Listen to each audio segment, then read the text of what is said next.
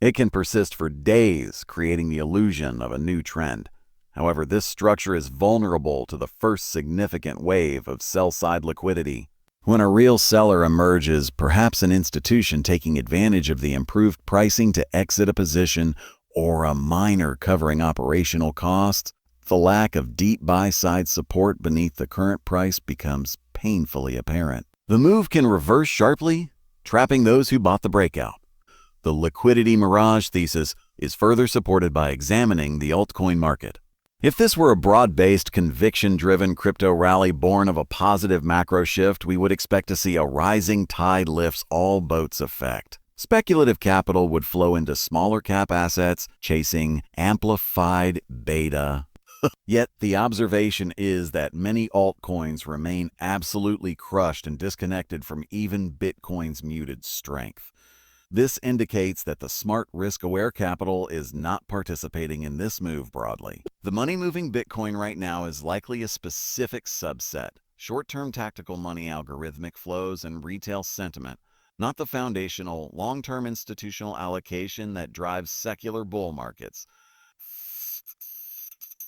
Therefore, the strategic implication is clear: caution over celebration. This is not the time to back up the truck on leveraged long positions, believing a new leg up has begun. Instead, it is a time for heightened risk management. For those with existing positions, it may present a liquidity gift, an opportunity to de-risk and realize profits into a strength that may prove temporary. For those waiting to deploy capital, it underscores the virtue of patience. The real buying opportunities, the ones built on more solid foundations of value and sentiment, are more likely to emerge in the volatility of CON 2026, when the full market machinery is back online and reacting to the year's first major policy and economic data. In essence, the rally to $90K is the market's echo in an empty canyon. It sounds significant, but it tells you more about the emptiness of the space than about the force that created the sound. The true test and the true trend will be revealed only when the canyon is full again. Until then, interpreting this move as anything more than a beautiful, deceptive mirage is a strategic misstep. The consensus pointing to 2026 for a decisive breakout is not a prediction of delay, but an acknowledgement that the current conditions lack the substantive fuel for a sustainable fire. The flames we see are flickering in oxygen-thin air, impressive for their visibility but destined to sputter without a new source of fuel. The investor's task is not to warm themselves by these transient flames, but to patiently gather timber for the genuine fire to come. The year 2026 is not merely another point on the timeline for crypto. It is shaping up to be the decisive crucible where two of the most powerful and opposing forces in the modern economy will converge, with digital assets sitting directly in the blast zone. This is not a typical cycle discussion of halvings and adoption curves. This is a macroeconomic and socio-political collision course, a narrative of systemic tension that will forge the market's ultimate direction. On one side stands the immense impersonal machinery of central banking and fiscal policy. On the other, the raw, human reality of economic hardship for millions. Where they meet will determine the price of risk, the value of money, and the flight path for Bitcoin. The first monumental force is the Federal Reserve leadership crisis. We are not awaiting a routine appointment. We are entering a period of unprecedented political pressure on central bank independence. The new chair will inherit a nightmare portfolio, an economy where inflation, while potentially cooled, remains a lingering public enemy number one, yet where the political demand for lower rates will be deafening. The Trump administration, facing a challenging midterm electoral landscape, will perceive aggressive rate cuts as a potent tool for economic stimulus and political favor. The pressure will be direct, public, and unrelenting, evoking memories of the 1970s battles between the White House and the Fed. This creates a damned if you do, damned if you don't paradox for the incoming chair. If they acquiesce to political demands for premature or aggressive cuts, they risk reigniting inflation, destroying the Fed's hard-won credibility, and triggering a collapse in the U.S. dollar's value. Bitcoin as a non-sovereign alternative. However, if they resist maintaining a hawkish hold to safeguard the currency, they risk catalyzing the very recession the administration fears, crushing asset prices, including crypto, in a deflationary liquidity crunch, and becoming the political scapegoat for economic pain. The analysis of candidates like Kevin Hassett versus Christopher Waller becomes critical not on ideology alone, but on the dimension of persuasive capability.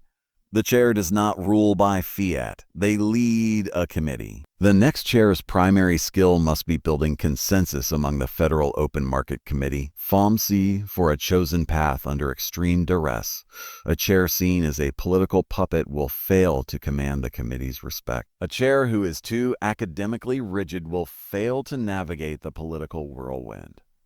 The market will be parsing every word, every vote, every dissent, for signals of whether the institution is buckling or holding firm. This high-wire act at the very heart of the global financial system guarantees volatility.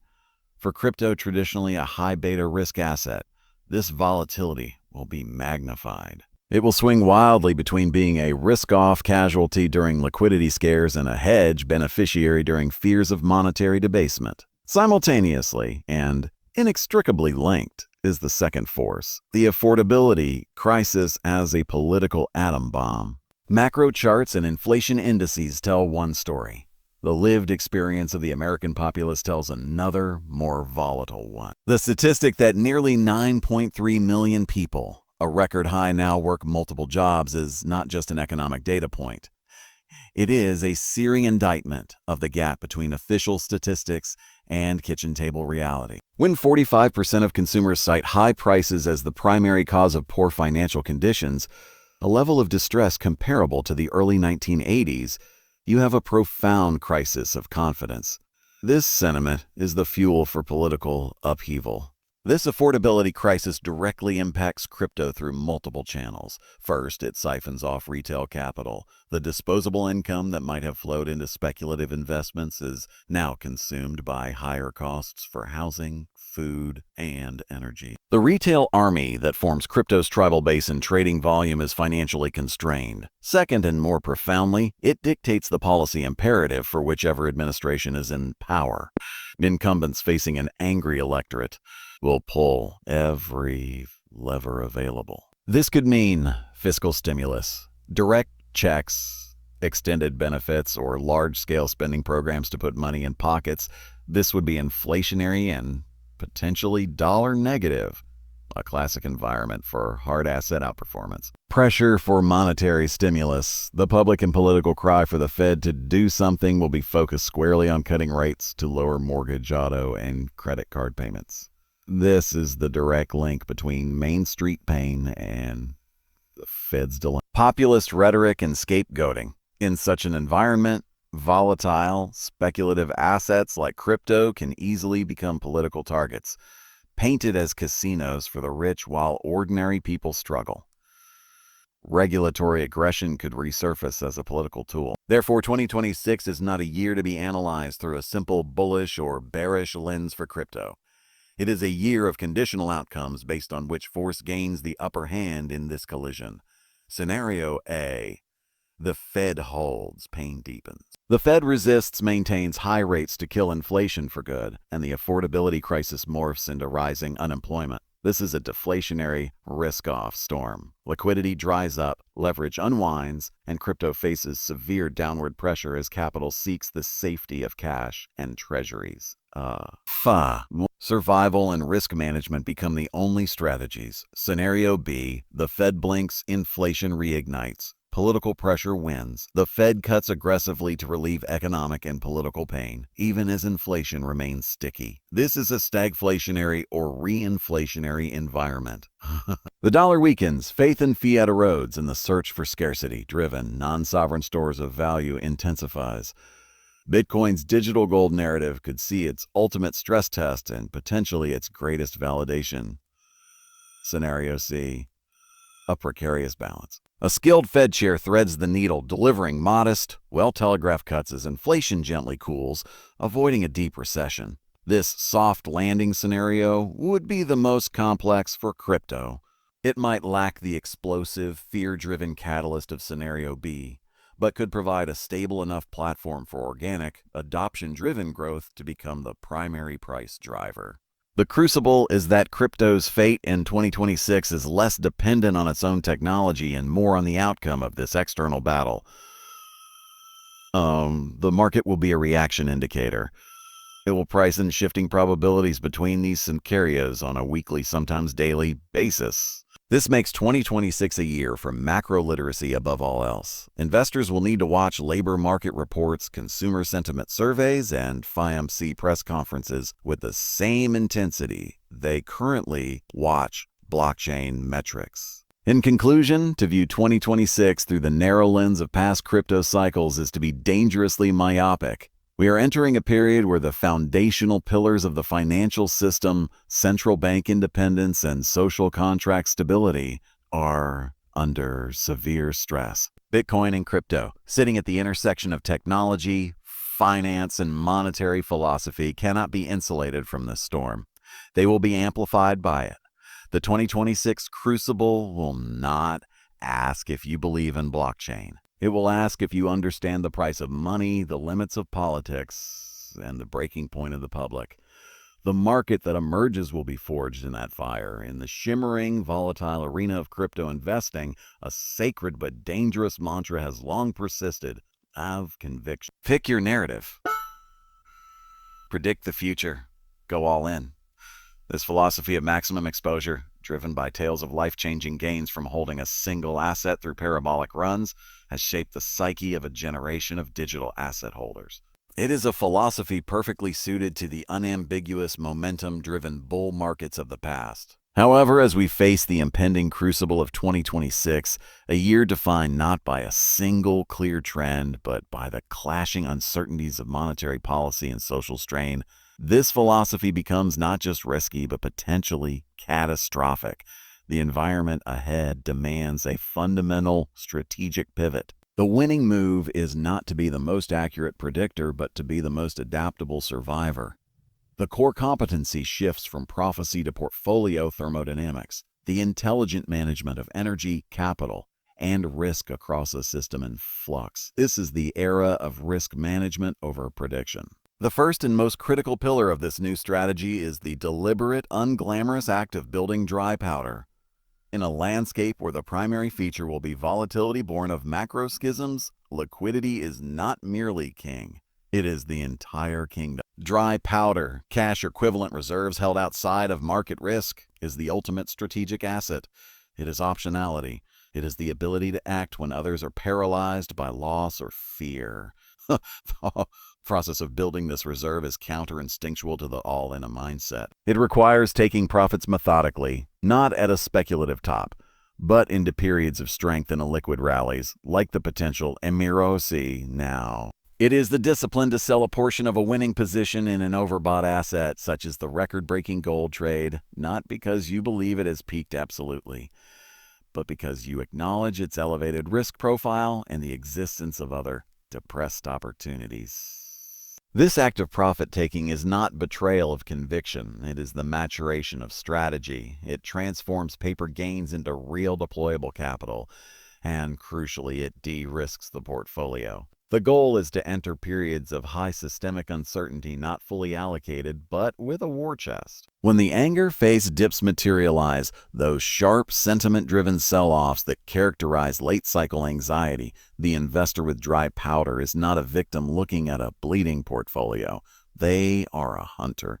This transforms psychological terror into tactical opportunity. The cash reserve acts as both a financial shock absorber and an offensive weapon. This leads directly to the second pillar, strategic rotation, not static holding. The old model of a buy and hold forever, HODL assumes a linear, upward and to the right adoption curve for a chosen asset. The 2026 crucible invalidates that assumption for anything but the most bulletproof benchmark assets, and even those will be whipsawed.